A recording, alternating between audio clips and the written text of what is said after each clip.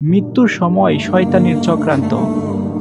হাদিসের বর্ণনা হতে জানা যায় যে রাসূলুল্লাহ সাল্লাল্লাহু আলাইহি সাল্লাম বলেছেন, বান্দার অস্থিমজ্জাখালি মৃত্যুর যন্ত্রণার চলার সময় ইবলীস শয়তান উপস্থিত হয়ে উক্ত ব্যক্তির বাম পাশে উপবিষ্ট হয়ে বলে যে, হে আদম সন্তান, তুমি যদি এই কঠিন মৃত্যু কষ্ট হতে মুক্ত চাও তাহলে একাধিক সৃষ্টিকারী অস্তিত্ব গ্রহণ করো, অর্থাৎ শিরক করো। শয়তানের ধোঁকায় পড়ে এহেন কঠিন সময় ঈমান বাঁচানো খুবই কষ্টসাধ্য ব্যাপার। এ প্রসঙ্গে ইমাম আল-গাজ্জালী রাদিয়াল্লাহু বলেন, মৃত্যুর সংকটময় মুহূর্তে শয়তানের ধোঁকায় অনেক বান্দার ঈমান নষ্ট হওয়ার আশঙ্কা রয়েছে। ইবলীস শয়তানের উক্তরূপে ধোঁকা ও চক্রান্ত হতে আল্লাহর নবী রাসূলুল্লাহ সাল্লাল্লাহু আলাইহি ওয়াসাল্লাম ব্যতীত কারো পক্ষে ঈমানের সাথে মৃত্যুবরণ করা খুবই কঠিন ব্যাপার। একদা এক লোক ইমাম আজম আবু হানিফা রাদিয়াল্লাহু এর দরবারে হাজির হয়ে জানতে চেয়েছিলেন, কোন আমলের দ্বারা ঈমান নষ্ট হওয়ার আশঙ্কা অধিক। উত্তরে ইমাম আজম রাদিয়াল্লাহু বলেন, তিনটি বিশেষ কারণে মৃত্যুকালে ঈমান নষ্ট হওয়ার সম্ভাবনা অধিক। যেমন, ঈমানের শুকর আদায় না করলে অর্থাৎ ঈমান গ্রহণের পরে তার জন্য আল্লাহ তাআলার দরবারে কৃতজ্ঞতা স্বীকার না করা হলো ঈমানের শুকর আদায় না করার শামিল। ২. জীবনের সর্বশেষ মুহূর্তকে ভয় না করলে অর্থাৎ অস্থায়ী দুনিয়ার লোভের বশবর্তী হয়ে আল্লাহ তাআলাকে অন্তঃকরণ হতে উঠিয়ে দেওয়া। ঈমানের আসল উদ্দেশ্য হচ্ছে আল্লাহ তাআলার ভয় করা। ৩. আল্লাহ তাআলার সৃষ্টি জীবসমূহের প্রতি জুলুম বা অত্যাচার করা, অর্থাৎ আল্লাহ তাআলার সৃষ্টি জীবসমূহের ভালো মন্দের মালিক স্বয়ং তিনি। বান্দা অন্য কোনো বান্দার প্রতি জুলুম অত্যাচার করলে তারা জুলুমকারীকে অভিশাপ দিয়ে থাকে এবং এজন্যই মৃত্যুকালে জালিমের ঈমান শয়তানের চক্রান্ত নষ্ট হওয়ার সম্ভাবনা রয়েছে। অপর একটি নির্ভরযোগ্য তথ্যের মাধ্যমে জানা যায় যে মানুষের যে শেষ নিঃশ্বাস ত্যাগের সময় তার হৃৎপিণ্ডের ব্যথা এবং পানির পিপাসায় অত্যাধিক কাতর ও অস্থির হয়ে থাকে।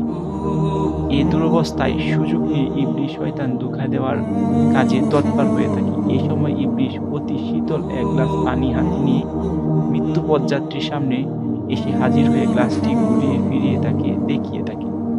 তা দেখে মৃত্যুবরণকারী লোকটি ইবলীসকে বলে, তুমি আমাকে একটু পানি পান করাও। উত্তরে ইবলীস বলে, তুমি যদি স্বীকার করো যে বিশ্বের কোনো মালিক নেই, তাহলে আমি তোমাকে পানি পান করাতে পারি।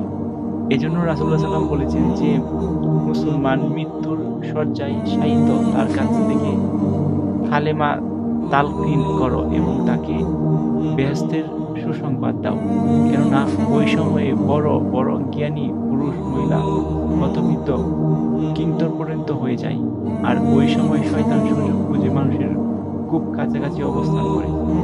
প্রখ্যাত আলিম ও আল্লাহ ওয়ালি হাসান বসরি রাদিয়াল্লাহু বর্ণনা করেন, যখন আল্লাহ তাআলা আদম ও হাওয়া কে পৃথিবী প্রেরণ করেন, সাথে সাথে শয়তানও উৎসব পালন করার জন্য পৃথিবীতে অবতরণ করেন এবং বলতে থাকি, যখন আমি মানুষের পিতা মাতাকে ধোঁকা দিয়ে ফেলেছি, তাদের সন্তান তো তাদের থেকেও দুর্বল, সুতরাং তাদেরকে প্রলুব্ধ করা কোনো কষ্টের কাজ নয়।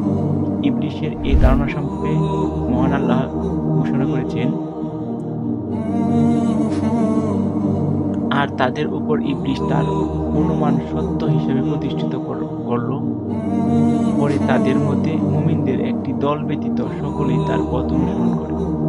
এ প্রেক্ষিতে ইবলীস বলল, আমিও যতক্ষণ পর্যন্ত মানুষের আত্মা বাকি থাকে ততক্ষণ পর্যন্ত তাদের থেকে আলাদা হব না। তাদেরকে মিথ্যা অঙ্গীকার ও আশা আকাঙ্ক্ষা দিয়ে ধোঁকা দিতে থাকব। এ প্রসঙ্গে হাদিসে এক বর্ণনা এসেছে, আল্লাহ তাআলা বলেন, আমার ইজ্জত ও জালেমের কসম, আমিও মানুষের তওবা কবুল করা বন্ধ করব না যতক্ষণ সে মৃত্যুর নিকটবর্তী পৌঁছায়। সে যখন আমাকে ডাকবে আমি তার ফরিয়াদ কবুল করব, যখন আমার কাছ থেকে চাইবে আমি তাকে তা দিব, যখন আমার নিকট গুনাহ মাফের প্রার্থনা করবে আমি তাকে ক্ষমা করব। এ প্রসঙ্গে ইমাম আল-গাজ্জালী রাদিয়াল্লাহু বলেন, মানুষের মুমূর্ষু মনুষ্য অবস্থায় যে সময় আত্মা কবজের কষ্ট বড় বড় জ্ঞানী ব্যক্তি জ্ঞানীও অচল হয়ে যায়, তখন মানুষের সবচেয়ে বড় দুশ্মন শয়তান শিষ্যদেরকে নিয়ে মনুষ্য ব্যক্তির কাছে পৌঁছায়। এ সকল শয়তান মনুষ্য ব্যক্তির বন্ধু বান্ধব, আত্মীয় স্বজন, শুভাকাঙ্ক্ষী ও সৎ নিষ্ঠবান লোকদের আকৃতি এসে তাকে বলতে থাকে, আমরা তোমার আগে মৃত্যুবরণ করেছি, মৃত্যুর উত্থান পত্তন সম্পর্কে তোমার চেয়ে আমরা বেশি অবগত। এখন তোমার মৃত্যুর পালা এসেছে, আমরা তোমার শুভাকাঙ্ক্ষী হিসাবে পরামর্শ দিচ্ছি, তুমি ইহুদি ধর্ম গ্রহণ করো, সেটিকে উৎকৃষ্ট ধর্ম। যদি মনুষ্য ব্যক্তি তাদের কথা না মানে, তখন অপর এক শয়তান দল অন্যান্য বন্ধু বান্ধব ও শুভাকাঙ্ক্ষী ধারণ করে হাজির হয়ে বলে, তুমি খ্রিস্টান ধর্ম গ্রহণ করো, কেননা তা ওই ধর্ম যা মুসা সাল্লাল্লাহু আলাইহি ওয়াসাল্লামের ধর্ম রহিত করে দিয়েছে।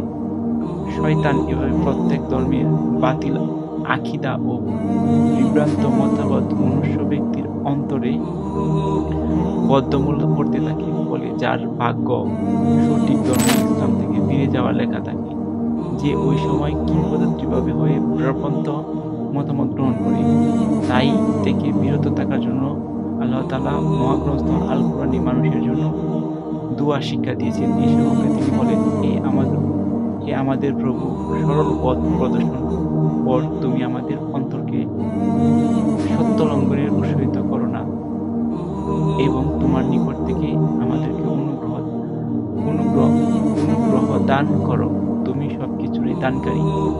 অন্য এক বর্ণনা এসেছে, এ সময় জিবরীল আলাইহিস সালাম এসে বলে, হে অমুক, তুমি কি আমাকে চিনতে পারোনি?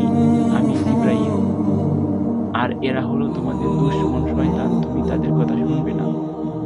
স্বীয় দ্বীনে হানিফ ও শরিয়াতে মুহাম্মদের উপর অটল থাকো। ওই সময়টা মুমূর্ষু ব্যক্তির জন্য এমন মধুর হয় যে কোন অবস্থায় তার চেয়ে অধিক প্রফুল্লতা দানকারী ও আরামদায়ক হয় না। এ প্রসঙ্গে মহান আল্লাহ তাআলা ঘোষণা করেছেন, যারা ঈমান এনেছে এবং তাওবা অবলম্বন করেছে তাদের জন্য পার্থিব জীবনে ও পরকালীন জীবনে সুসংবাদ রয়েছে। সুবহানাল্লাহ।